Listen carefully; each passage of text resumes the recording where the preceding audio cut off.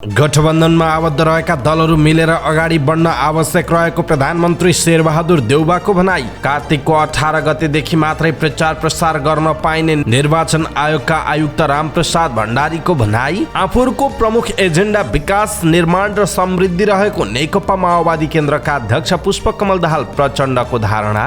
गठबन्धनले मुलुकलाई ठूलो दुर्घटनाबाट जोगाएको नेकपा एकीकृत समाजवादीका अध्यक्ष माधव कुमार नेपालको भनाई। देउवा र प्रचण्डलाई देखाउँदै माधव नेपालले भने वर्तमान र भविष्यका प्रधानमन्त्री यही छन्। संविधानको रक्षा र मुलुकको समृद्धि गठबन्धनको एजेन्डा रहेको नेपाली कांग्रेसका उपसभापति पूर्णबहादुर खड्काको टिप्पणी। विजय कुमार गक्षदार सहित 9 जनाको उम्मेदवारी खारेजी माग गर्दै परेको रिट खारेज। 2 वर्षभित्रमा जोरपाटी साँखो सडक निर्माण सम्पन्न गराउने नेकपा माओवादी केन्द्रकी नेता ओन्सरी घरतीको दावी। गैर सरकारी संस्थाहरूलाई निर्वाचन सम्बन्धी कार्यक्रम दिन बजेट नरहेको प्रमुख निर्वाचन आयुक्त दिनेश कुमार थपलियाको भनाई। शताब्दी पुरुष सत्यमोहन जोशीको 103 वर्षको उमेरमा निधन। जोशीको पार्थिव शरीरमा प्रधानमन्त्री लगायत विभिन्न व्यक्तिबाट श्रद्धाञ्जली अर्पण। जोशीको शरीर अध्ययनका लागि किस्ट मेडिकल कलेजलाई हस्तान्तरण गरियो। तिहार नजिकिएसँगै कुचोको माग बढ्यो। देशैभर प्याराग्लाइडिङ उडानमा लगाइयो प्रतिबन्ध। बेलायतमा नर्स पठाउन प्रोटोकल बन्दै। कस्तो खालको प्रोटोकल बन्दैछ त यसको बारेमा पुरै जानकारी। विदेशबाट आयातित खाद्यवस्तुलाई प्रतिबन्ध लगाउन विज्ञहरूको जोड। नेप्से परिसूचक 9.69 अङ्कले घट्यो। भिटेनलाई उछिन्दै दोङ बने सबैभन्दा महँगा नेपाली र्यापर जीवब तेस्रो नम्बरमा। ताइवानलाई बेइजिङको नियन्त्रणमा ल्याएर छोड्छौँ भन्दै चिनिया राष्ट्रपति सी जिनपिङको भनाई। एपिएफको अपराजित यात्रा कायमै। 9औं राष्ट्रिय खेलकुद प्रतियोगिता अन्तर्गत पुरुष फुटबलमा पुलिसलाई हराउँदै आर्मी सेमिफाइनलमा प्रवेश। 9औं राष्ट्रिय खेलकुद अन्तर्गत टेनिसको टिम इभेन्टमा गण्डकी र आर्मीलाई स्वर्ण। र समाचार पार्टी हेल्थ टिप्स अन्तर्गत आज हामी खाली पेटमा कागती पानी पिउनुका फाइदाहरूको विषयमा जानकारी दिनेछौँ। हामीलाई अन्तिमसम्म हेर्नुहोला। दर्शक महानुभाव नमस्कार। समाचार पार्टी.com को न्यूज बुलेटिनमा यहाँलाई हार्दिक स्वागत छ। म प्रहलाद चन्द्र घिमिरे। आज मिति विक्रम सम्म 2079 साल असोज 31 गते सोमबार ईस्वीसम्म सन् 2022 अक्टोबर 17 तारिक आज अन्तर्राष्ट्रिय गरिबी निवारण दिवस। यहाँहरू सम्पूर्णलाई हार्दिक मङ्गलमय शुभकामना। सदाको झैं आज पनि हामी उपस्थित भएका छौँ खबरहरू देशभर आज कहाँ के हुँदैछ सम्पूर्ण जानकारी सहित ब्रेकिङ न्युज अपडेट अनि तपाईलाई काम लाग्ने महत्त्वपूर्ण हेर्नै पर्ने खबरहरू लिएर उपस्थित भएका छौँ र छोटकरीमा ती समाचारहरू प्रस्तुत गर्छौँ। हामीलाई अन्तिमसम्म हेर्नुहोला। हाम्रो मेहनतका लागि यो भिडियोमा एउटा लाइक अवश्य गर्नुहोला। दर्शक महानुभाव पलपलको न्युज अपडेटका लागि हाम्रो च्यानललाई तपाईँले अहिलेसम्म सब्स्क्राइब गर्नु भएको छैन भने कृपया सब्स्क्राइब गर्नुहोस् अनि नजिकै आउने बेल आइकनलाई क्लिक गर्नुहोला। दैनिक रूपमा हेर्नुहुन्छ भने रेगुलर भनेर लेख्नुहोला। आज पहिलोचोटि हो भने फर्स्ट टाइम भनेर लेख्नुहोला। देशभित्र हुनुहुन्छ भने आफू रहेको गाउँठाउँ सहर जिल्लाको नाम लेख्नुहोला। विदेशमा हुनुहुन्छ भने कुन देशबाट हेरिरहनु भएको छ त्यो कुरा तलको कमेन्ट बक्समा कमेन्ट गर्नुहोला। आउनुहोस् दर्शक महानुभाव आजका महत्त्वपूर्ण समाचार सुरु गरौँ। गठबन्धनमा आबद्ध दलहरू मिलेर अगाडि बढ्न आवश्यक रहेको प्रधानमन्त्री देउवाको भनाइको प्रसङ्गबाट। प्रधानमन्त्री शेरबहादुर देउवाले गठबन्धनमा आबद्ध दलहरू मिलेर अगाडि बढ्न आवश्यक रहेको बताउनुभयो। काठमाडौँमा आयोजित काठमाडौँ क्षेत्र नम्बर 2 का प्रतिनिधि सभा तथा प्रदेश सभा सदस्य उम्मेदवारहरूको परिचय तथा निर्वाचन परिचालन समितिको घोषणा सभालाई सम्बोधन गर्दै प्रधानमन्त्री देउवाले गठबन्धनमा आबद्ध दलहरू मिलेर अगाडि बढ्नुपर्ने बताउनु भएको हो। उहाँले देशमा प्रतिगमनको खतरा अझै पनि रहेको भन्दै राजनीतिक स्थायित्वका लागि सबै पार्टीहरू एक हुन जरुरी रहेको बताउनुभयो। उहाँले निर्वाचनमा कुनै एक पार्टीको बहुमत आउन गाह्रो हुने भएकाले गठबन्धन बनाउनु परेको पनि स्पष्ट पार्नु भएको छ। निर्वाचन आयोगले निर्वाचन आचार संहिता पूर्ण रूपमा पालना गर्न उम्मेदवारहरूलाई आग्रह गरेको छ। राजनैतिक दलका उम्मेदवारहरू तथा स्वतन्त्र उम्मेदवारहरूले चुनाव प्रचार प्रसारको कार्यक्रम सुरु गरेसँगै आयोगले निर्वाचन आचार संहिताको पूर्ण पालना गर्न आग्रह गरेको छ। न्युज एजेन्सी नेपालसँग कुराकानी गर्दै निर्वाचन आयोगका आयुक्त रामप्रसाद भण्डारीले आचार संहिता अनुसार निर्वाचन हुने दिनभन्दा 17 दिन अगाडिदेखि मात्रै प्रचार प्रसार गर्न पाइने बताउनुभयो। सो अनुरूप कार्तिक 18 गतेदेखि मात्रै प्रचार प्रसार गर्न पाइने भन्दै उहाँले त्यस अगाडि प्रचार प्रसारको काम गरेमा आचार संहिता विपरीत हुने र कारबाहीको भागीदार हुने स्पष्ट पार्नु भएको छ। नेकपा माओवादी केन्द्रका अध्यक्ष पुष्पकमल दाहाल प्रचण्डले अबको देशको प्रमुख एजेन्डा विकास, निर्माण र समृद्धि हुने दावी गर्नुभएको छ। काठमाडौँमा आयोजित काठमाडौँ क्षेत्र नम्बर 2 का प्रतिनिधि सभा तथा प्रदेश सभा सदस्य उम्मेदवारहरूको परिचय तथा निर्वाचन परिचालन समिति घोषणा सभामा बोल्दै उहाँले यस्तो बताउनु भएको हो। उहाँले अब पनि आर्थिक क्रान्तिको अभियानलाई एक सूत्रीय रूपमा अगाडि बढाउन नसके राजनीतिक परिवर्तनलाई पनि दिगो बनाउन नसकिने जिकिर गर्नुभएको छ। अध्यक्ष दाहालले आर्थिक क्रान्तिको अभियानलाई एक सूत्रीय रूपमा अगाडि बढाउन नसके स्थायित्व नआउने र देश निरङ्कुशता र अराजकताको भुमरीमा फस्ने दावी गर्नुभएको छ। नेकपा एकीकृत समाजवादीका अध्यक्ष एवं पूर्व प्रधानमन्त्री माधव कुमार नेपालले आगामी प्रतिनिधि सभा र प्रदेश सभा निर्वाचनमा सत्तारूढ गठबन्धनलाई नै आम मतदाताले विजयी गराउनु पर्ने बताउनु भएको छ।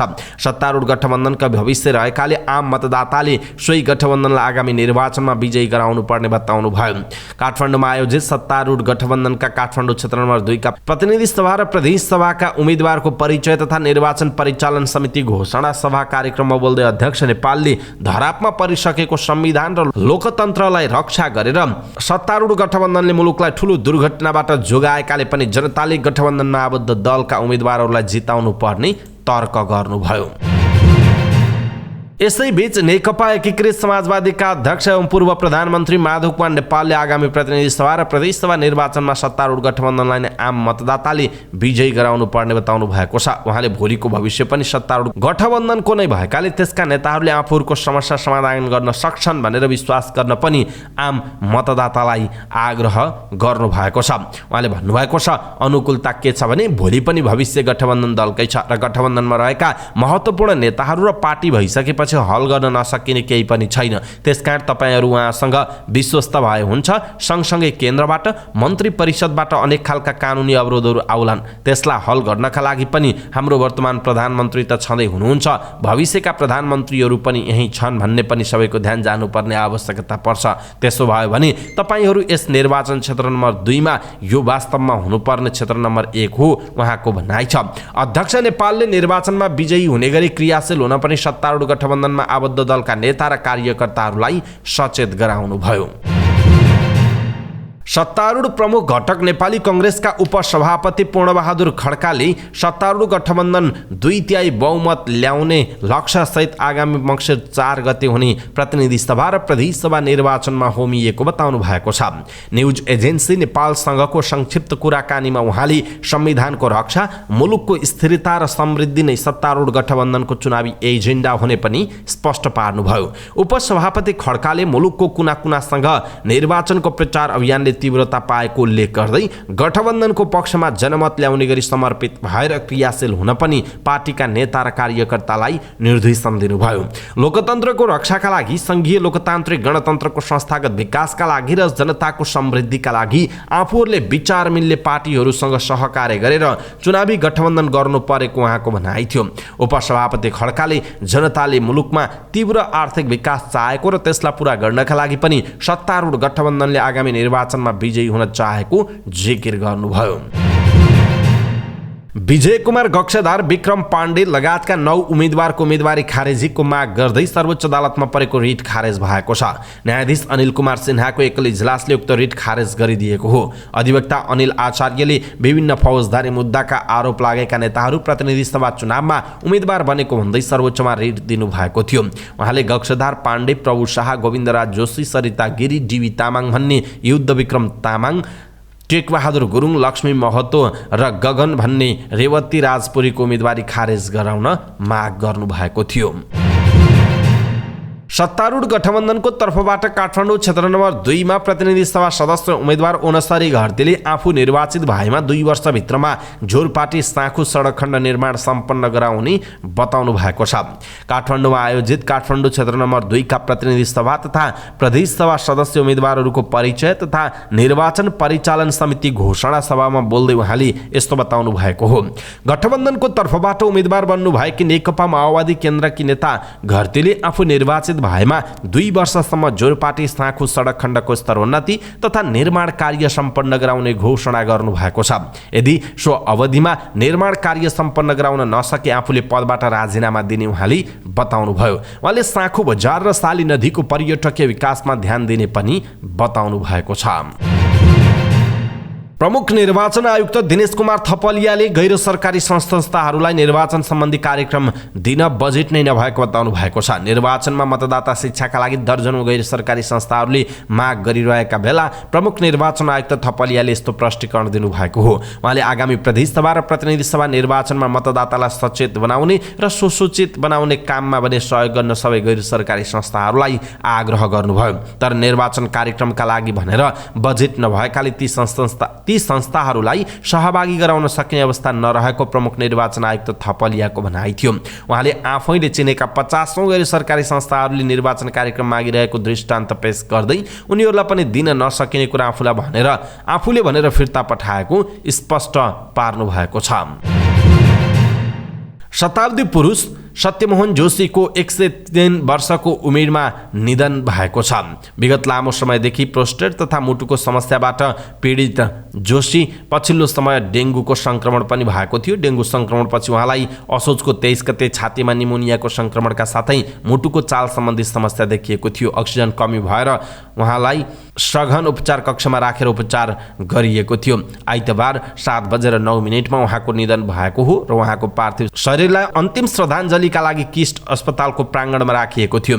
अस्पताल परिसरमा उहाँको पार्थिव शरीरलाई 11:30 बजेसम्म राखिएको थियो। स्वर्गीय जोशीको पार्थिव शरीर अध्ययनका लागि राखिएको छ। उहाँको उपचारको क्रममा ललितपुर स्थित किस्ट अस्पतालमा 103 वर्षको उमेरमा निधन भएको हो। केही समय उहाँको पार्थिव शरीरलाई श्रद्धाञ्जलीका लागि ललितपुर महानगरपालिकाको परिसरमा समेत राखिएको थियो। अब शताब्दी पुरुष स्वर्गीय सत्यमोहन जोशीको शरीर मृत्यु पर्यन्त मेडिकल साइन्सका विद्यार्थीहरूलाई अध्ययनका लागि हस्तान्तरण गरिने प्रण अनुसार किस्ट मेडिकल कलेजलाई हस्तान्तरण गरिएको छ।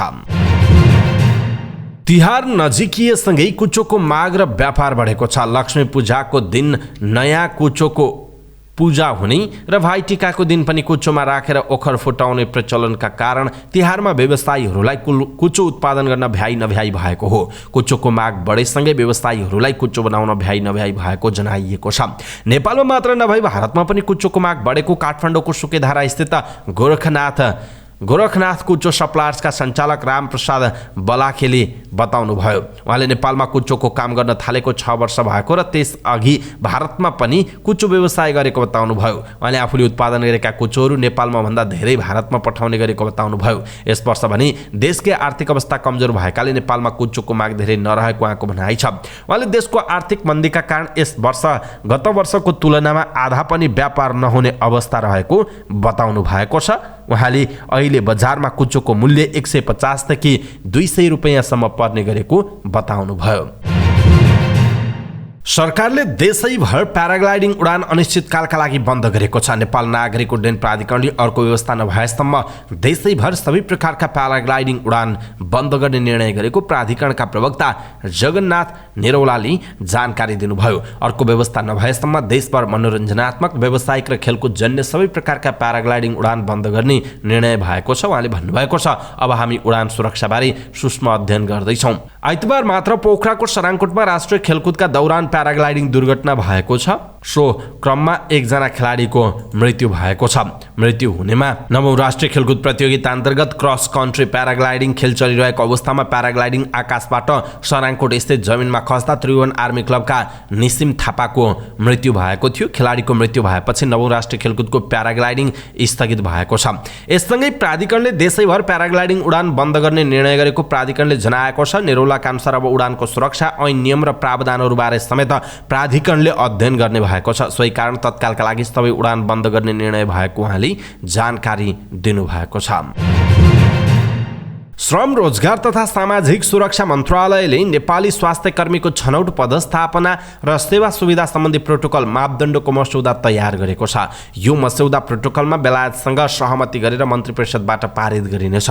नेपाल र बेलायत बीच परीक्षणको रूपमा प्रथम चरणमा नेपाली नर्सहरूलाई बेलायतमा पदस्थापना गर्ने कार्यलाई इम्प्लिमेन्टेसन प्रोटोकल बारे स्पष्ट व्यवस्था गर्ने सहमति भएको थियो। मन्त्रालयले आगामी पुष माघसम्म बेलायतमा पठाइने नर्सका लागि आवेदन माग गर्नेछ। प्रोटोकलले तोक्ने व्यवस्था अनुरूप योग्य ठहरिएका नर्सले बेलायतमा रोजगारीका लागि अवसर पाउने मन्त्रालयका एक अधिकारीले जानकारी दिनुभयो। नेपालको खाद्य प्रणालीमा सुधार र खाद्य सम्प्रभुताका लागि विदेशबाट आयात हुने कृषिजन्य वस्तु प्रतिबन्ध गर्नुपर्ने आवश्यकता रहेको विज्ञहरूले बताएका छन्। पछिल्लो समय विश्वमा नै वातावरणीय प्रभाव तथा अन्य कारणले खाद्य वस्तु उत्पादनमा कमी हुँदै गएको भन्दै विज्ञहरूले विदेशबाट आयात हुने कृषिजन्य वस्तु प्रतिबन्ध गर्नुपर्ने आवश्यकता रहेको बताउनुभयो। आइतबार काठमाडौँमा आयोजित एक कार्यक्रममा बोल्दै विज्ञहरूले वातावरणीय प्रभावको कारण खाद्य पदार्थ उत्पादनमा कमी आउँदा विश्वमा नै खाद्य सङ्कट आउन थालेको बताएका हुन्। कृषि विज्ञहरूले वातावरणीय प्रभावलाई सन्तुलनमा राखेर खाद्य वस्तुको उत्पादन र उत्पादकत्व बढाउन आवश्यक रहेको पनि बताएका छन्। नेपालमा खाद्य प्रणालीमा सुधार ल्याउन कृषि क्षेत्रमा लगानी वृद्धि र सरकारले कृषि क्षेत्रलाई व्यवस्थित बनाउने गरी प्रोत्साहन नीति बनाउनु पर्ने विज्ञहरूको सुझाव रहेको छ। 42औं विश्व खाद्य दिवसको अवसरमा अखिल नेपाल किसान महासङ्घको आयोजनामा भएको कार्यक्रममा नेपालको खाद्य प्रणाली र खाद्य सम्प्रभुता विषयक अन्तर्क्रिया कार्यक्रममा बोल्दै कृषि विभागका उपमहानिर्देशक डाक्टर हरिबहादुर केसीले नेपालको कृषि क्षेत्रमा सरकार र निजी क्षेत्रको कृषि अनुसन्धान जनशक्ति र लगानीको कमी रहेको बताउनुभयो। साताको पहिलो कारोबारको दिन आइतबार नेप्से परिसूचक करिब 10 अङ्क घटेको छ। आइतबार नेप्से परिसूचक 9.69 अङ्क घटेर 1860.94 बिन्दुमा झरेको छ। त्यस्तै सेन्सिटिभ इन्डेक्स 1.72 अङ्कले घटेको छ भने फ्लोट इन्डेक्स 0.72 अङ्क र सेन्सिटिभ फ्लोट इन्डेक्स 0.85 अङ्कले घटेको छ। नेप्से कारोबारमा आएका 221 कम्पनीको 25,74,000 किता सेयर 80 करोड 35,25,000 रुपैयाँ बराबरको खरिद बिक्री भएको छ। आइतबार नेप्से सँगै कारोबार रकममा पनि सामान्य गिरावट आएको छ। नेप्सेका 13 उपसमूह मध्ये 11 उपसमूहको परिसूचक ओह्रालो लागेको छ भने 2 वटा उपसमूहको परिसूचक बढेको छ, जसमा आइतबार बैंकिङ र उत्पादन तथा प्रशोधन समूहको परिसूचक बढेको जनाइएको छ। दोङ नेपालका महँगा र्यापर बनेका छन्। देश विदेशबाट उच्च डिमान्ड भएसँगै उनले आफ्नो पारिश्रमिकमा भारी वृद्धि गरेका हुन्। विदेशमा हुने एक शोमा प्रस्तुति दिए बापत दोङले 5,000 अमेरिकी डलर 6 लाख रुपैयाँभन्दा बढी पारिश्रमिक लिने गरेको जनाइएको छ। हालै अस्ट्रेलिया टुरबाट उनले 22 लाख रुपैयाँ कमाएका थिए। कतिपय विदेशी आयोजकसँग दोङले उक्त मूल्यमै सम्झौता गरेको जनाइएको छ। 10 टाउके रावण दोङको चर्चित गीत हो। दोस्रो महँगो र्यापर भिटेनमा छन्। उनले विदेशमा हुने एउटा शोमा 3 लाख रुपैयाँभन्दा बढी पारिश्रमिक लिने गरेका छन्। जीवब तेस्रो महँगा र्यापर हुन्, जसको प्रति शो पारिश्रमिक 2 लाखभन्दा बढी रहेको जनाइएको छ। जीवबले तिहार लगत्तै अन्तर्राष्ट्रिय टुर सुरु गर्दैछन्। नेपाल सहित 50 वटा शो उनको निश्चित भइसकेको छ। यस्तोमा विदेशबाट जीवबलाई आकर्षक कमाइ हुन सक्छ। DNXले 1.5 लाख रुपैयाँ पारिश्रमिक लिने गरेका छन्। विदेशबाट समेत पछिल्लो समय उनको डिमान्ड भइरहेको छ। लाउरे पनि अर्का चर्चित र्यापर हुन्, जसको पनि विदेशका कार्यक्रममा उच्च माग रहेको बताइएको छ। अब अन्तर्राष्ट्रिय समाचार। चिनिया कम्युनिस्ट पार्टी CPC का महासचिव तथा चिनिया राष्ट्रपति सी जिनपिङले ताइवानलाई बेइजिङको नियन्त्रणमा ल्याउने बताएका छन्। आइतबार बेइजिङमा सुरु भएको पार्टीको 20औं महाधिवेशनलाई सम्बोधन गर्दै सीले चीनको पुनरेकीकरण गरी छाड्ने प्रतिबद्धता जनाएका हुन्। हामी पृथकतावादी आन्दोलन रोक्न हामी आवश्यक सबै उपायहरू अपनाउनेछौँ। त्यसका लागि बल प्रयोग गर्ने कुरालाई त्याग्ने छैनौँ।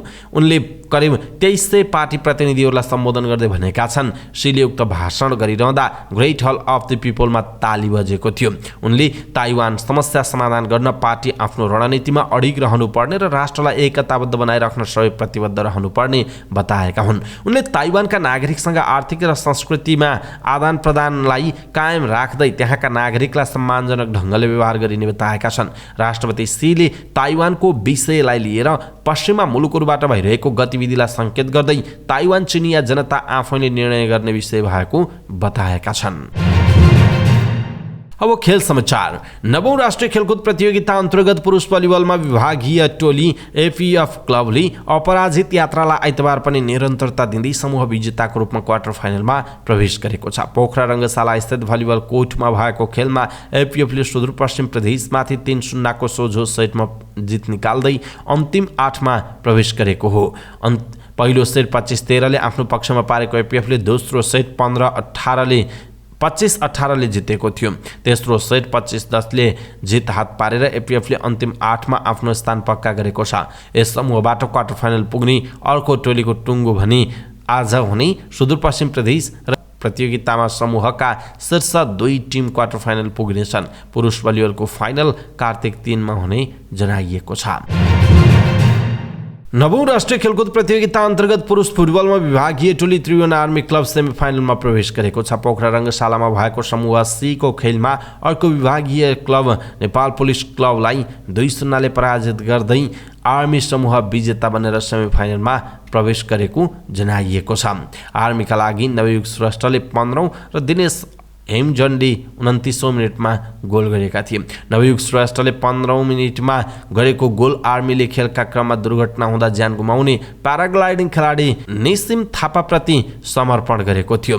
आर्मीले पहिलो खेलमा लुम्बिनीलाई 4-1 ले पराजित गरेको थियो। आर्मी सेमिफाइनल पुगेपछि पुलिस र लुम्बिनी प्रदेश समूह चरणबाट बाहिरिएको थियो।